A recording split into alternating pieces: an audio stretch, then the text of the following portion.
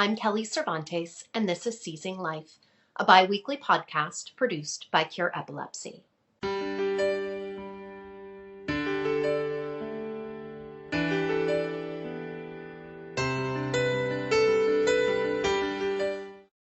This week, I welcome Jeff Applegate to the podcast to discuss a difficult but important topic, the grieving process after the loss of a loved one. Jeff's fiancée, Zsatara, passed away in August of 2020 from sudden unexpected death in epilepsy, or SUDEP. Jeff is here to talk about how he and the couple's young son, Nathaniel, are coping with the loss, what has helped him move through the grieving process, and how he's honoring Zsatara's memory by telling her story and raising awareness of epilepsy and SUDEP. Jeff, thank you so much for joining us today. I want to start off by asking you about Zsatara. Tell us about your fiance and how you guys met. So we actually met on a online dating app, and we went out, started with texting and talking on the phone, and eventually met up. And the first day we met, we were together for about four or 5 hours just talking. So I mean, that connection was there immediately, and she was like no one else I had ever met. She was right away. You could the soul. I don't talk this way, but the kind soul. You could just tell the kind person that she was, and she was just such a positive person. Someone that I needed in my life at that time. The perfect person for me. I say we complemented each other so well. We were very similar but very different, and I had been through some rough relationships. She had been through a couple, and I didn't want to fully jump into one, and especially I didn't want to jump and have her move in with me. And within 2 months, she was living with me, and I mean, it was great. I'm so glad that we found each other, and just by chance on a dating app. I love the way that you talk about her and your love for each other. At what point in your relationship did she tell you about her epilepsy? I guess the first few times we talked would have been when she told me. I remember like kind of being like, oh, I mean, I only knew seizures were, when people shake. That's all I knew of them. And so I wouldn't say freaked out, or maybe weird. I don't know, weirded out and freaked out, kind of the same answer. But I just remember being like, okay, that's something that stands out to me. And I didn't really know how to react to it. I've never been around an epileptic person. I didn't know how epilepsy worked. I didn't know what triggers were and things. I was completely new to it. So I don't think I knew how to take it. And I think over time she would talk to me about it. But I just remember initially kind of being like, oh, is this something maybe even like, is this something I have to look out for? Is this maybe something that maybe would cause me to not want to date this person because of complications or things that could happen in the future? I mean, ultimately it had no effect. We got to the relationship, but it was something that was on my mind a little bit of just, what's this mean for the future? Yeah, and how did she explain it to you? Did she teach you what to look out for when she had seizures? Yeah, so she told me what triggers her seizures was more reading than anything else, and because I knew of like seizures. Again, the other thing I knew was people shake, and people get them from watching like Japanese videos, like anime and stuff, that and lights and all that. So I remember asking about that, and she said, "No, that doesn't do it for me. It's reading." And so she would explain the triggers, and she would explain to me some things in the past, some of her seizures that were pretty bad, and told me about them. And she taught me the things I needed to do. And I remember her showing me some seizures on like YouTube and stuff. So she tried to educate me a lot on epilepsy. And did she ever talk to you about SUDEP, or do you know if that's something that she was even aware of? I never even knew what SUDEP was. Even after she died, I got a phone call, and I talked to someone, and it said she died from a seizure, and they said SUDEP, and I was like, what's that? I had never heard of it. I had never heard of her talk of it. Do I think that she knew of it? I We never talked about her dying from specifically just from a seizure. Um, I can't say for sure if she knew about SUDEP. I've been to some of her doctor's appointments with her, and doctors never talked about it. I can say that I know her biggest fear was what ended up happening, dying alone. Anytime I would leave, she would never say just good. It was a thing with her. It's not goodbye. It's I love you, and she would always say I love you. And if I said goodbye, oh no, I love you. I love. And so I think that also played into, if I leave and something happens, at least the last words were I love you, which ended up really taking place. So I can't say no that she didn't know what it was, but we never had a discussion about it, and she never told me she was afraid of dying specifically just from a seizure. Jeff, I'd love to know how epilepsy affected your personal lives and her professional life, if it did. I mean, for starters, I know that you have a son together. What was that experience like when she was pregnant and afterwards? I wouldn't say it caused a lot of day to day stuff with us.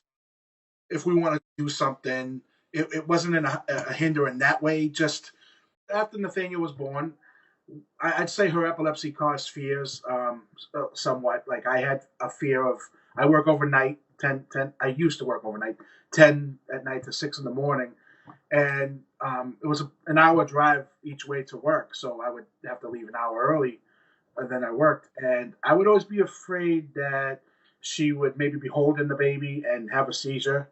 And luckily, it never happened. She was a hairstylist, which was her dream, and she was good at it. And she went to work every day and didn't let epilepsy stop her in any way in life. I mean, she didn't let the epilepsy beat her like on a daily basis. When it comes to epilepsy, yeah, she may have passed because of SUDEP and a seizure, but she still beat it. She didn't let it beat her, mindset wise. If you can you please tell us the circumstances around her passing? Yeah, she had to work Saturday and Sunday. I had the weekend off, and she wanted me to take my son to my parents in Boston. We lived in New Hampshire, again about an hour drive. So I went picked them up in the morning. She went to work. I'm coming in. She's leaving. And okay, I'll see you later. Okay, I love you. She takes off to work, and so I was jumping in the shower, and she called back right away, and like 5 minutes after she left, and she was like, "You're still gonna take him?" And I said, "Yeah, I'm gonna take him." And she was like, "Okay, well, when are you gonna be home?" And she sounded sad. I said, "I'll be home Sunday when you get out of work, so that way when you come home, we were gonna watch Neverending Story that Sunday night." And I went to my parents, and that night she never called when she got out of work, which was kind of strange. But I thought maybe she was just tired and fell asleep, so I didn't call her or anything. Then the next morning hit, and she also didn't call, and I thought she was late a lot, and so I was like, okay, maybe she just woke up late. She'll call me when she gets a chance. At about 9:30, I got a phone call from her work, and they were asking, "Hey, have you seen Zatara?" I said, "No, I'm not home. I'm in Boston." And so when I called her, it went straight to voicemail. So I was like, "Oh, she never woke up because her battery died overnight. That's what it is. Simple as that." Her boss, who was also best friends, just they did a wellness check. So I ended up calling the police too, just to check in with them. And they said, "Okay, we're trying to get in the house. Is there another way in?" I said, "Yeah, head around the back. It's usually unlocked." And they said, "Okay, we'll call you back." So I'm expecting a call back, and then about 20 minutes pass, and within that 20 minutes, I'm sitting there going, "Oh, it's got to be more than oversleeping." I did mention to the police that she is epileptic, that it's possible she had a seizure, but I didn't think it. And so about 20 minutes passed, and they called back and said, "Yeah, we got in the house, and she was in the bathroom." And I said, "Oh, good, good, good." And then that's when they said, "Well, she was deceased." I mean, immediately the only thing I could think of was a seizure, but I still didn't think that a seizure is what killed her. I thought maybe she fell and hit her head or something. And so the medical examiner later that day called me, and of course I had to ask, had I been there, would I have been able to save her or anything? And they said no. She died when the seizure happened. Is when she died. The first thing I did was look at my son, thinking, "Oh man, how am I going to tell this little boy he's never going to see his mother again?" Thank you so much for sharing that with us, and I'm so sorry for your and your son and Zatara's family's loss. It's not fair and it sucks. How, you mentioned your son and how you looked at him and you weren't sure how to tell him. And I've sort of been in a similar situation, except instead of my son's mother, it was his sister. Um, how did you share that news with him? How old was he at the time, and how did you walk through that with your son? He just turned 5 Saturday, May 1st. So he was 4, little over 4.5 at the time. He had no concept of death. And what I told him kind of was like, I had my parents were there, and Zatara's mother was there, and I wanted to do it as a family. We wait. She passed on a Sunday. We waited till Thursday. I told him, mommy is here in your heart. She's right here. Anytime you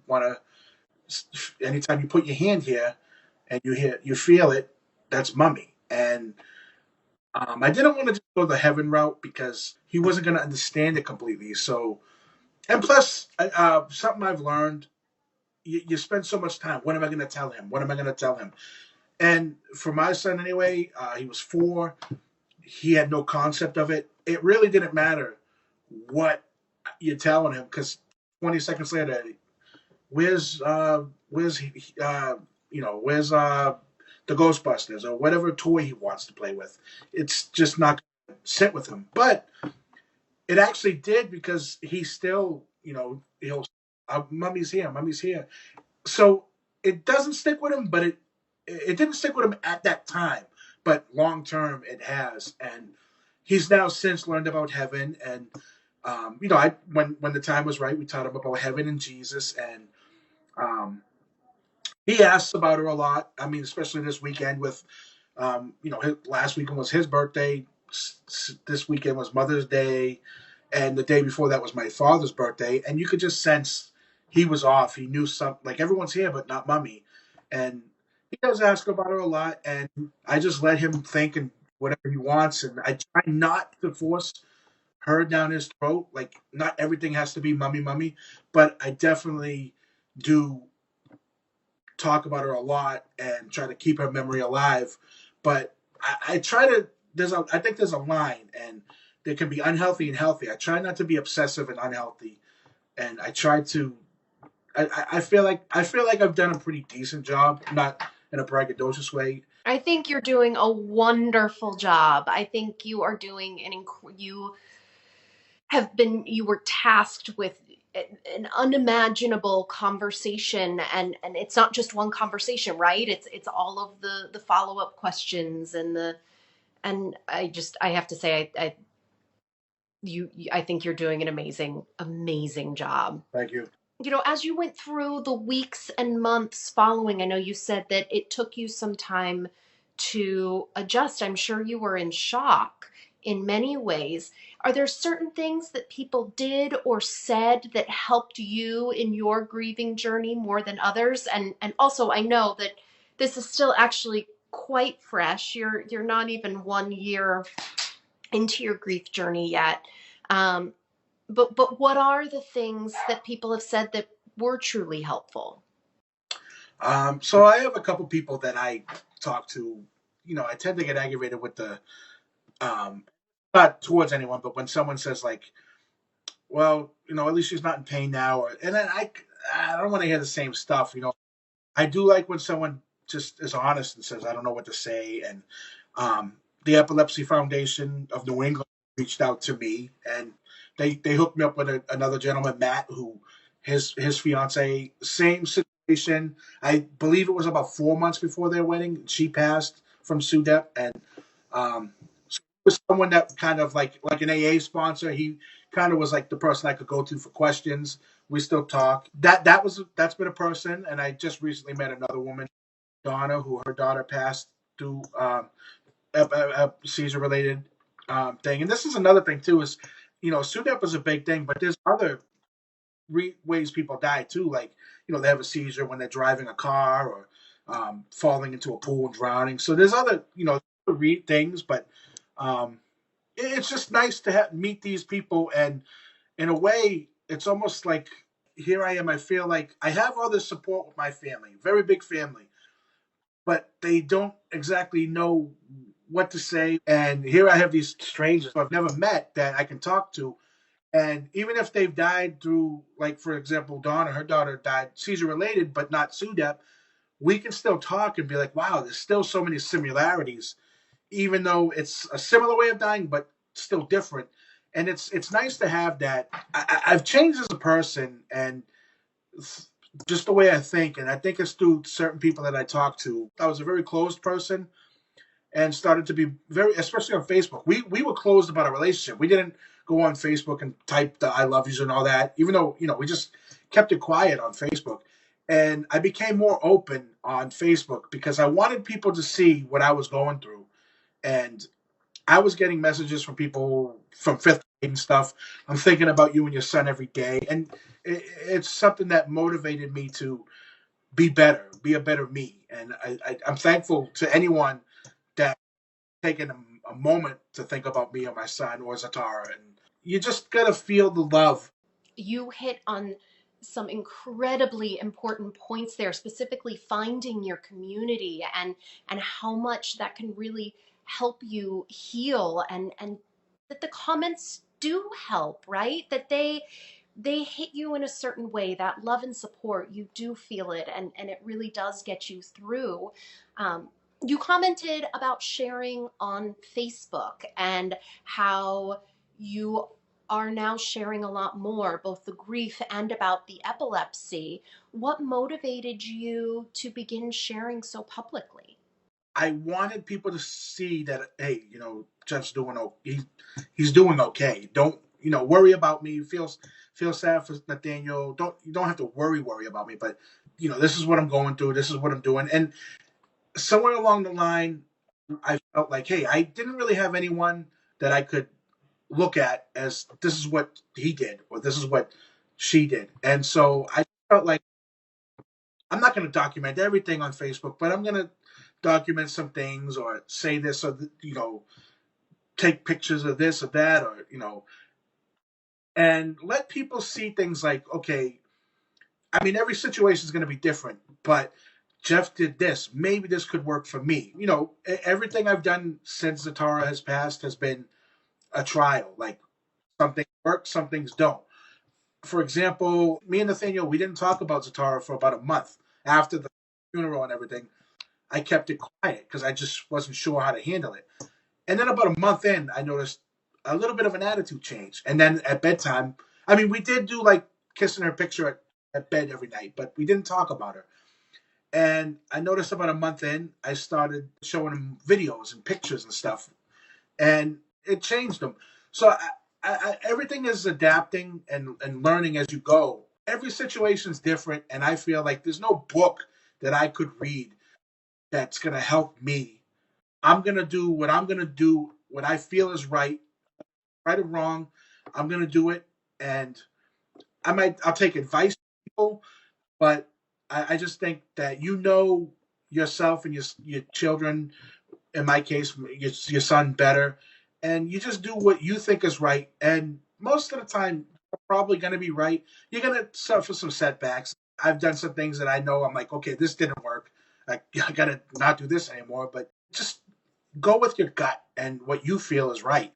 Jeff, I connect with so much of what you just said, and I really think it is going to help so many people who are listening today. I just want to wish you and Nathaniel so much love and gentleness as you navigate this grief journey. We are so fortunate as to have you as a part of our community, and I know that this is not a club that you ever wish to be a part of, but we are just so grateful Thank you for sharing your story with us today, and please know that we truly wish you all the best. Thank you. Thanks for having me. Thank you, Jeff, for sharing such a personal and difficult story, and thank you for speaking up to raise awareness of epilepsy and SUDEP. This is not the first time we've talked about SUDEP on the podcast. It's a difficult topic to discuss, and we know it's probably uncomfortable for many of our listeners to hear. However, we in the epilepsy community need to be willing to have uncomfortable conversations, because those conversations will raise the questions that need to be answered. And the answers will come through research. As the leading non-governmental agency committed to funding epilepsy research, we ask you to help us find those answers by visiting cureepilepsy.org/donate. Your support and generosity are greatly appreciated.